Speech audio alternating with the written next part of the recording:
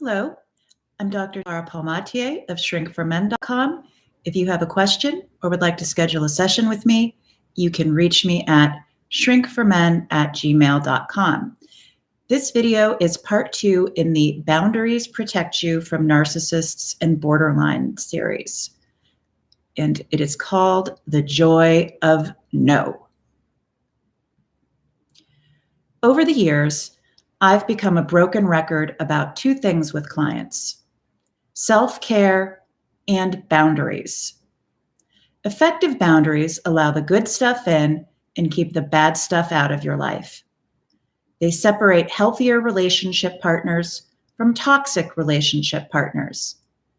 In part 1, I explain one of the most fundamental boundaries, the golden rule, or the law of reciprocity. In this second part, I discuss one of the other most fundamental relationship boundaries, the joy of no, or rather, the joy of telling someone no. First, let's explore common obstacles people, especially codependent people, encounter when developing and enforcing interpersonal boundaries. The psychological terms for these obstacles are secondary gains or benefits and secondary losses or costs. Both are unconscious motivators that serve to maintain maladaptive behaviors, beliefs, and attitudes, even when the conscious, rational mind wishes to change. In other words, secondary gains are what you get out of continuing to have poor or no boundaries, and secondary losses are what you'd likely lose by developing and enforcing healthy boundaries. Many people insist they want to have healthier boundaries in relationships. Their rational mind recognizes the importance of doing so and desires greater personal well-being and positive, mutually satisfying relationships. Then, these individuals continue to make the same self-defeating and sabotaging choices and engage in the same self-defeating and sabotaging behaviors. Why do some people do this, even when they suffer greatly as a result of doing so? Oftentimes, it's those secondary gains and losses. If you want your life and relationships to be different, it means making different choices, adopting different attitudes and beliefs. It also means tolerating the initial discomfort of what is new and different, like relationships with women and men who aren't personality disordered. For instance, if your idea of fine dining until now has been dumpster diving in the parking lot at McDonald's, eating nutritious meals from a clean table in a cozy home will be a distinctly different experience, but you can adapt.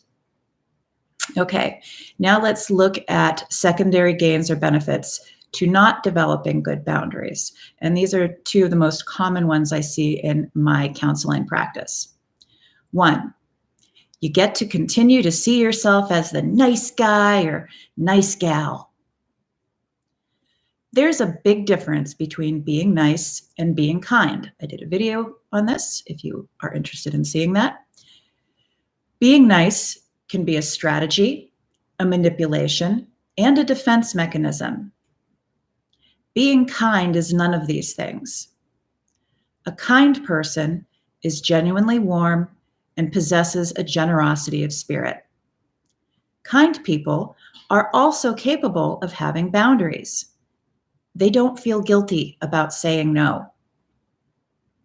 Conversely, nice guys and gals are often conflict-avoidant people pleasers who want everyone to like them.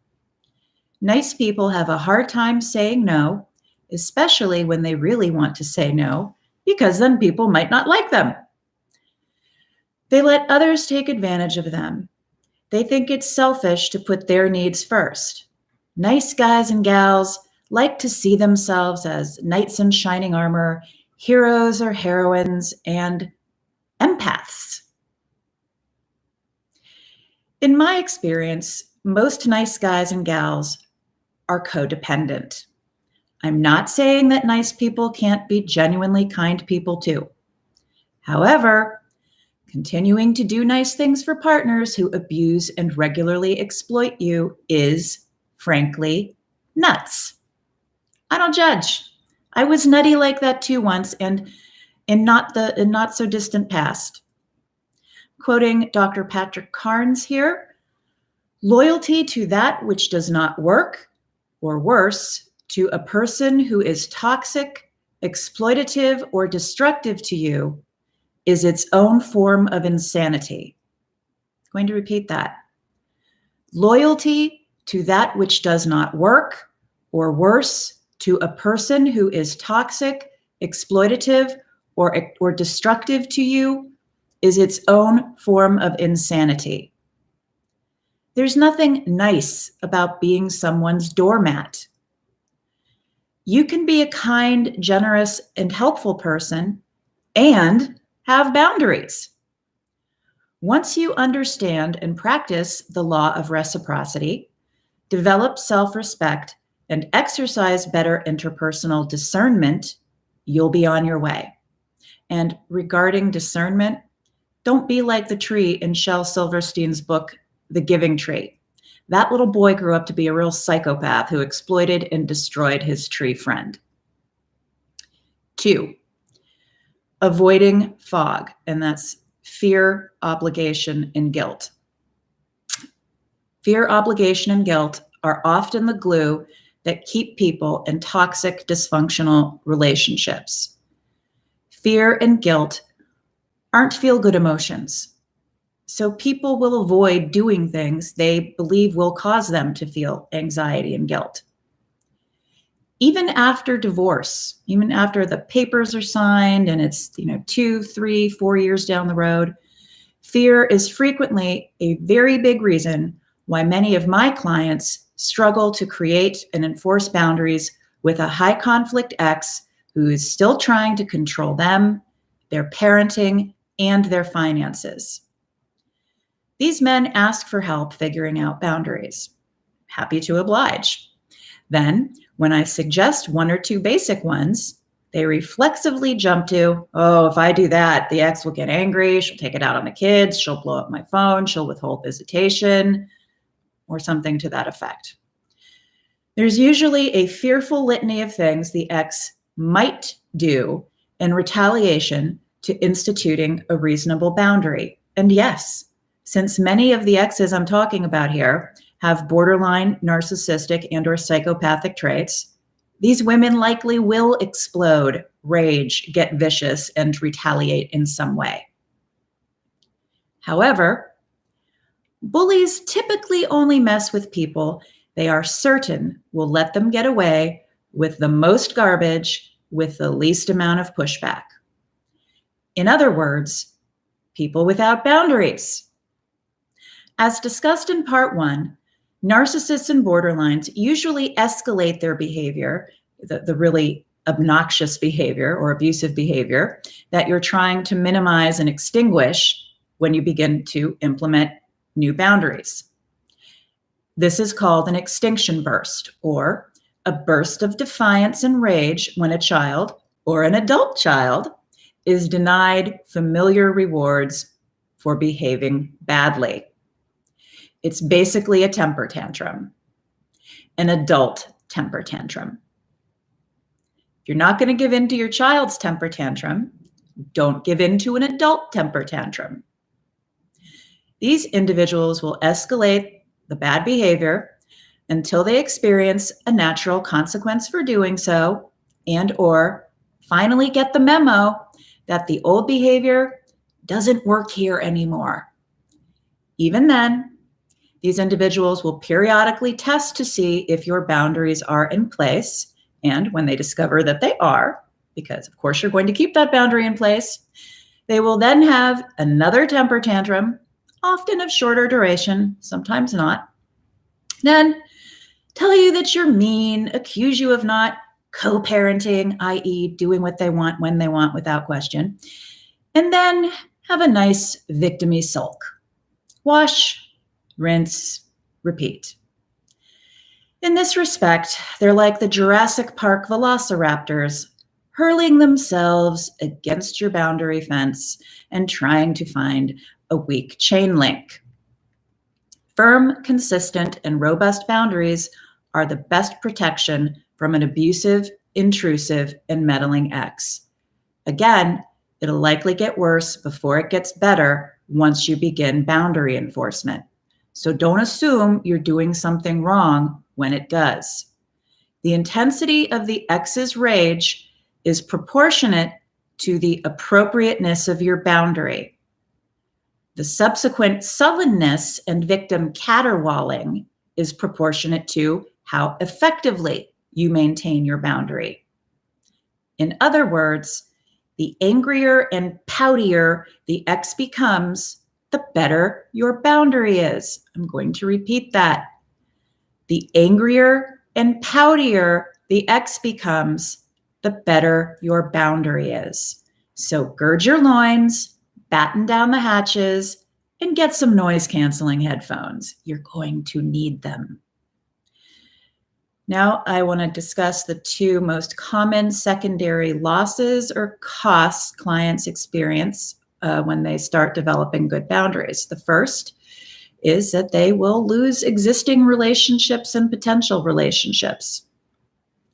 Developing healthier boundaries may very well cost you some relationships. However, the people who exit your life will be the users, abusers, and other unhealthy types who probably haven't been particularly good friends or partners anyway. It's like an alcoholic who decides to get sober. His old drinking buddies may snub him. Alternatively, his drunk friends may not seem so great once he's sober. Even so, it's still a loss. A codependent's painful childhood fears are activated when your needs are in conflict with another person's needs, especially with someone you love or from whom you desire love. When this occurs, you forsake your needs and well-being out of fear of what might happen if you don't do what's asked, expected, or demanded of you. You fear your adult relationship partner will become angry, withdraw love, reject you, be cruel to you, retaliate, or abandon you. If you've chosen adult partners who are similar in nature to your parents or personality disordered, those fears are likely well-founded. It's not just a loss of friends, a spouse, and quite possibly certain family members. It also represents a loss of your old unhealthy self, beliefs, and relationship roles. Substance abuse recovery programs talk about mourning the loss of the drug. Unhealthy, abusive relationships have much in common with drug addiction. Specifically, you love that which is destructive to you. Even though the old exploitative relationships were unhealthy, they provided you with something. For example, affiliation or a sense of belonging, physical companionship, sex, maybe, of having someone and the illusion that there was someone to rely on. I want to speak a little bit more extemporaneously about mourning the addiction. Look, with any type of addiction, including an abusive and toxic relationship, you do get highs from it, right? The love bombing, that was a high. After the devaluation and the abuse starts in earnest, after the borderline or the narcissist lets their mask fall off, and then those moments where you briefly might be getting hoovered because they sense you're at the end of your rope, and so they got to reel you back in by pretending to be nice again. That will be a high for you too. And even those moments where they're not being especially nice, but they're not being especially abusive, even those become like a high. And that's what I mean by mourning the loss of the addiction, or what you experienced as the good times, which I mentioned recently in another video. In these types of relationships, those good times that you just can't let go of, all those actually are times where there is an absence of abuse. They're not good. experiencing some, relatively normal behavior for a period of time. Okay. In addition to losing these unhealthy relationships, there's also the fear of the unknown. How do you build healthier relationships? How do you become healthy enough to be able to build healthier relationships? What if you don't find a new tribe?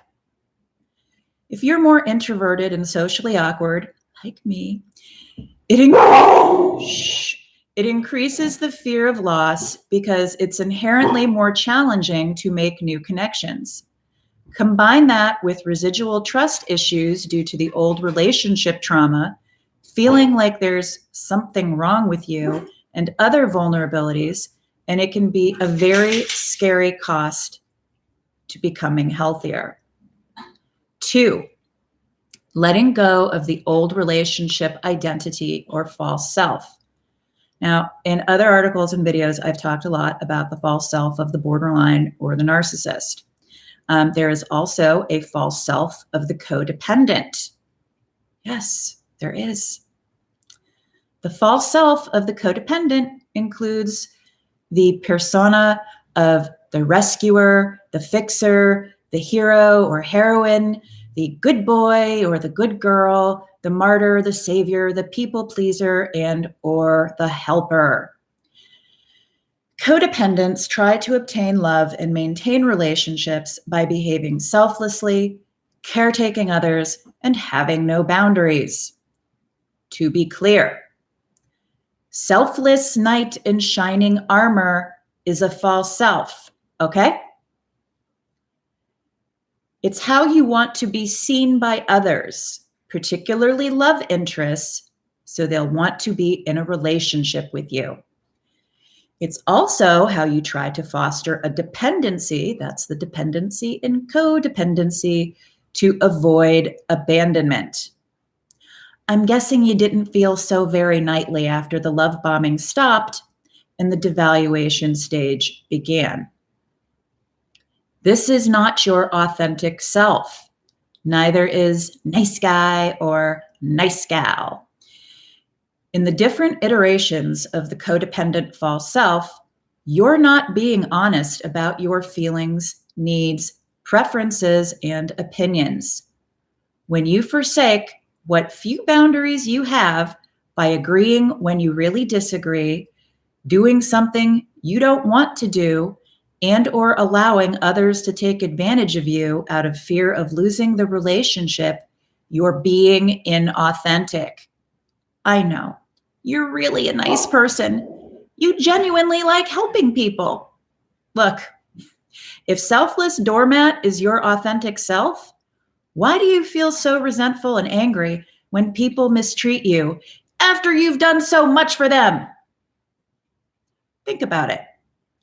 You're upset because they don't appreciate your niceness and treat you like a selfless doormat, even though you have invited them to do so. If I'm nice to others, they're more likely to be nice to me isn't an unreasonable expectation.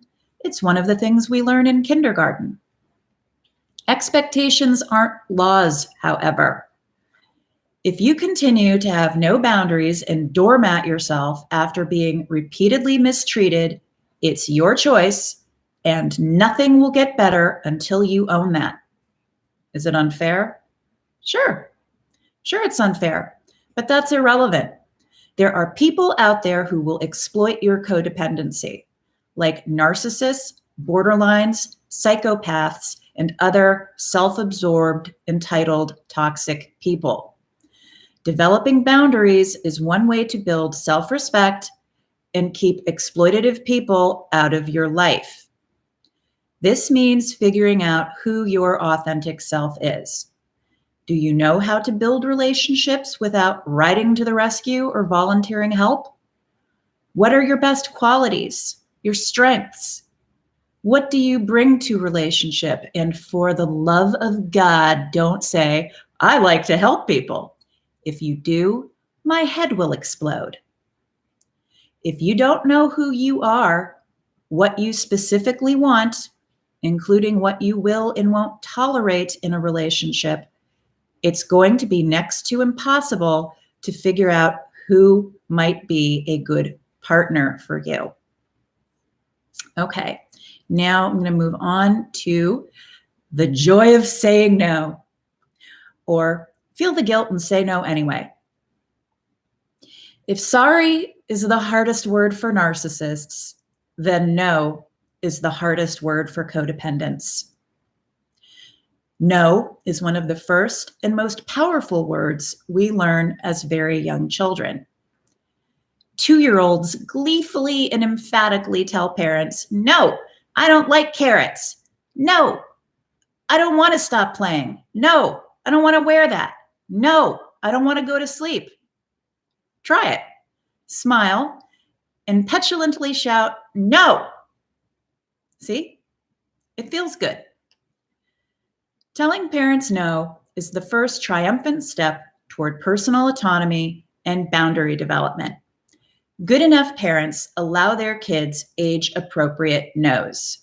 Authoritarian, dysfunctional, and/or personality disordered parents do not tolerate their children telling them no. Or sometimes they do and sometimes they don't, but let's not get into the inconsistency of the borderline or narcissistic parenting style. That's a separate topic. They also don't tolerate their children having boundaries, at least not with them. As a child, you were likely implicitly or explicitly told that saying no and having boundaries was mean, selfish, and/or bad. If your parents shamed you, made you feel guilty, or terrorized you for attempting to have boundaries, it's no wonder you haven't developed healthy boundaries as an adult. Alternatively, if at least one of your parents is codependent, they probably didn't have boundaries of their own to serve as an example for you. If you've partnered with women and men similar to your dysfunctional parents, this only compounds the problem. Having boundaries is neither mean nor selfish. Boundaries are part of being a responsible adult. Healthier, emotionally mature adults can handle being told no or no thank you. Why? Because healthier, emotionally mature adults have boundaries too, and they are able to say no without guilt and fear. Toddlers, narcissists, borderlines, histrionics, psychopaths, and other bullies, thank you, cuckoo clock, and emotional predators often tantrum and rage or withdraw their love and friendship when they are told no. In fact, telling a new love interest or friend no and observing how she or he reacts can provide some good insight about the kind of person they are. Kind people can and do say no. They do so with kindness and/or forcefulness when necessary. For example, example 1, Norm, as in normal, encounters Crazy in the dating pool. Crazy wants Norm to accompany her to a family wedding for their second date. Norm declines because that'd be too much too soon. Crazy loses her marbles, accusing Norm of being a selfish commitment phobe who's afraid to love. Norm smiles, tells Crazy the two of them aren't a good fit, and wishes Crazy well.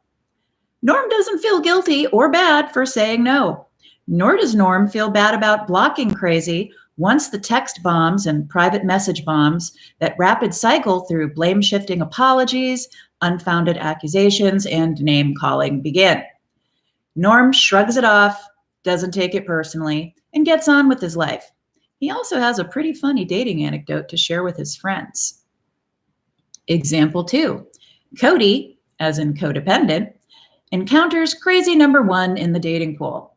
Crazy number 1 wants Cody to accompany her to a family wedding for their second date. Cody thinks, "Oh my gosh, Crazy number 1 must really be serious about me. Yeah, I'll go." Cody marries Crazy number 1 4 months later, has 2 kids, and is now in the middle of a high conflict divorce and facing false abuse allegation charges. Example number 3. After divorcing Crazy number 1, Cody encounters Crazy number 2 in the dating pool. Crazy number two wants Cody to accompany her to a family wedding for their second date. Cody experiences an inner wave of panic and dread. He really doesn't want to go to the wedding, not after what happened with crazy number one, but worries crazy number two won't see him anymore if he declines. Cody spends days working out how to justify, defend, and explain saying no. Or perhaps lying about having a business trip or a prior family obligation that weekend. Cody hesitantly and nervously tells crazy number two that a family wedding seems a bit much for a second date. Crazy number two loses her marbles, accusing Cody of being a selfish commitment phobe who's afraid to love. Cody feels horrible and agonizes over whether or not he might really be afraid to love and a commitment phobic. Cody feels guilty about crazy number two not having a date to her family wedding because everyone in crazy number two's family wants to know when crazy number two is going to get married. What's the big deal, right? It's just a date with food, dancing, and a really mediocre band. Cody doesn't stop to wonder why crazy number two would want to take someone she thinks is commitment phobic and love avoidant to a wedding, much less continue to date at all. Cody goes to the wedding, marries crazy number two 4 months later, has 2 more kids, and is now in the middle of his second high conflict divorce and is facing false abuse allegation charges once again. See the difference? All it takes to avoid the disastrous outcomes in examples number 2 and 3 is to say no and feel okay about saying no. Even if you still wrestle with guilt when you want to say no, that's all right. Feel the guilt and say no anyway. Guilt won't kill you. Just because you feel guilt, at least initially, doesn't mean you have to base your decisions on it or out of fear or obligation. On the other hand, crazy just might kill you, or at the very least, cause you to develop serious emotional and physical health problems. The only thing tolerating bad or abusive behavior will get you is more of the same. It is not going to get you love and the fairy tale relationship you have probably convinced yourself that it will. It won't. It's just going to get you more abuse. A boundary is your line in the sand in terms of what you will and won't accept from others, but that's only half the equation. Boundaries are meaningless unless you enforce them. In other words, deliver a natural and appropriate and legal consequence when someone violates your boundaries. Start by practicing saying no to friends and colleagues that you know and trust to be sane, reasonable people. You can even be transparent and say something like, "This is really hard for me to do. I'm worried you'll be angry with me. No, I'm not willing to help you with your work project. I'm behind on my own stuff and don't want to fall even further behind. I usually say yes because I thought if I didn't, it might ruin our friendship. I hope you understand." Again, a sane, decent, reasonable person isn't going to end the friendship or lash out in a fit of rage if you tell them no. They might feel disappointed, but that's okay. The first few times or first few dozen times you exercise your no boundary might feel highly anxiety provoking. That's okay too. It's perfectly natural. The anxiety is due to your old stuff. In other words, how the unreasonable, selfish people with whom you were previously in relationship reacted to being told no.